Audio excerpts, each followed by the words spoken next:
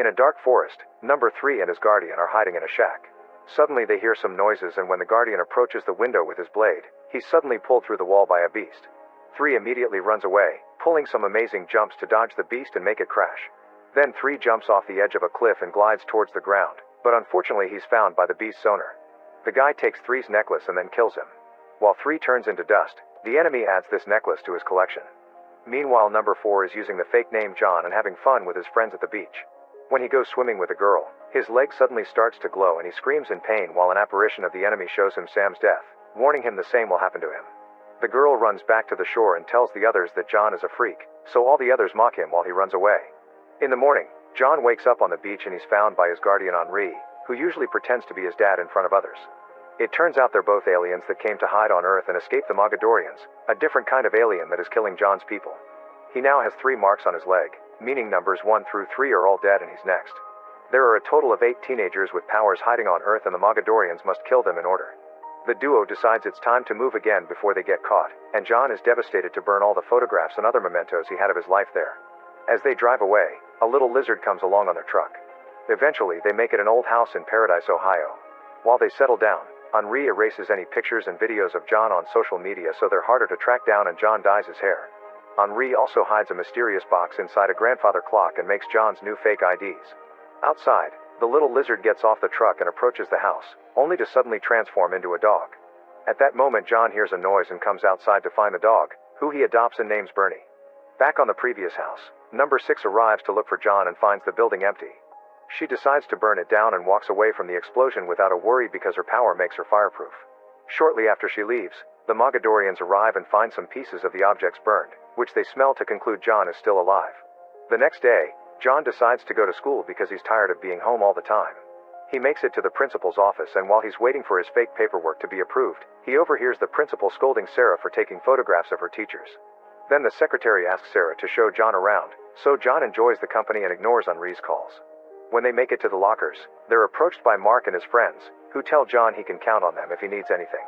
However, as they walk away, they show their true faces when they hit Sam and throw away his skateboard. John immediately gives Sam his skateboard back, befriending him in the process. After class, John notices that Sam is again being bothered by Mark's group, so he picks up the ball and throws it at one of Mark's friends with so much strength that it knocks him over. Later in the evening, John finds Sarah's website with all her photographs, including a whole section of him. However, Henri quickly hacks the site and deletes any picture with John's face for his safety. The following day during class, Mark keeps bothering John, who suddenly starts feeling weird. His hands begin glowing and John tries to hide it, but it's hard because the glow keeps getting brighter. At home, Henri sees the same light on the clock and rushes to the school. Soon John panics and runs to hide in the janitor's room, but pitting the hands in water does nothing. The glow is starting to go crazy, but at that moment John is found by Henri, who uses thoughtful words to guide John into calming down and turning off the glow.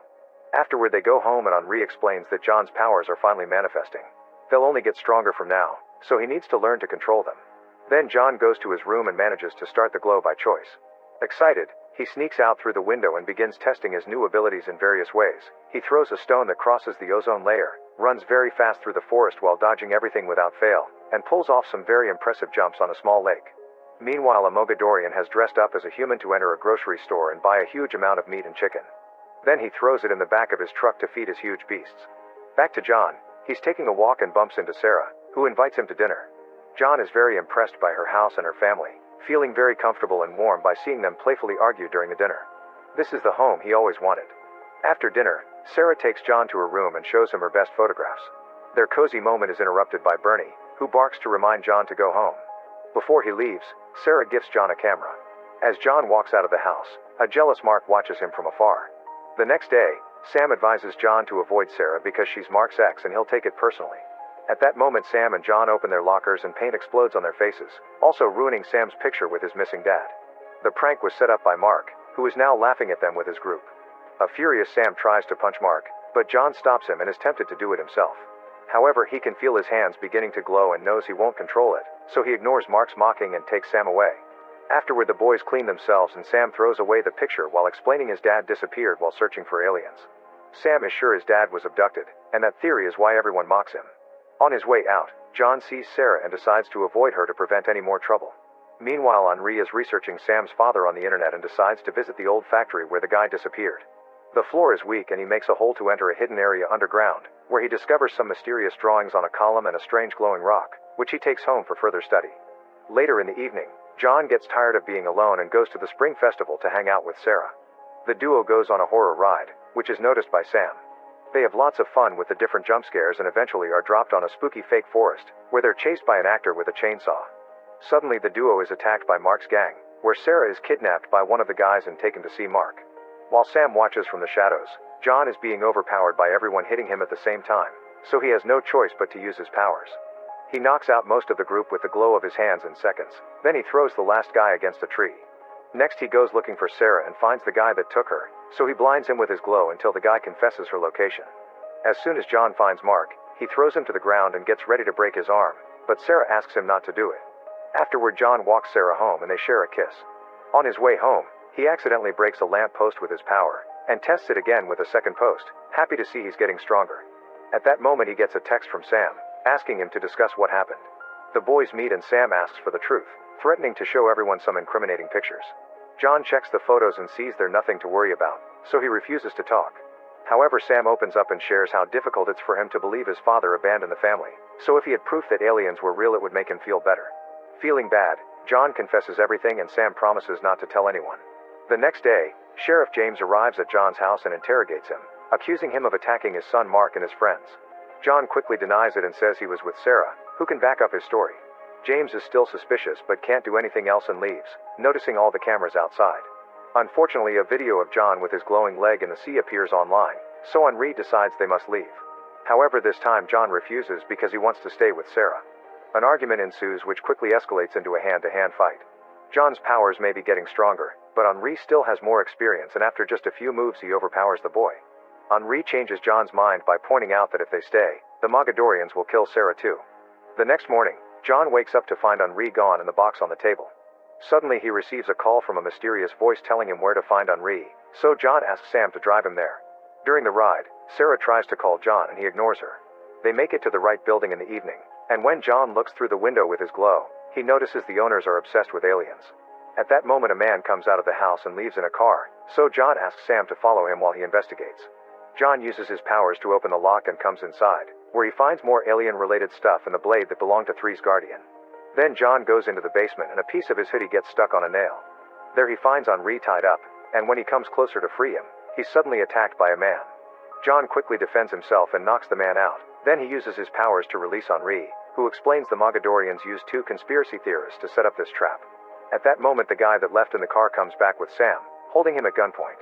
John makes the light bulb behind him explode and causes him to fall. Then Henri kicks him and John traps him against the ceiling with his power. As the man starts describing how the Mogadorians will destroy everything, a terrified John drops him to knock him out too. When the group tries to leave, the basement door suddenly explodes and a Mogadorian appears. He's about to shoot John but Henri pushes him and starts fighting him with the blade while telling John to leave with Sam. The men start destroying the basement as they fight all over the place, and the Mogadorian starts a few fires when Henri dodges his shots. Eventually Henri is hit on the legs and falls, but he finds the man's gun and shoots the alien until he knocks him down. Afterward Henri joins the boys in the truck, but Sam has lost the keys. John concentrates to try to start the truck with his power, but unfortunately the Mogadorian comes out of the house with the blade and tries to stab John through the window.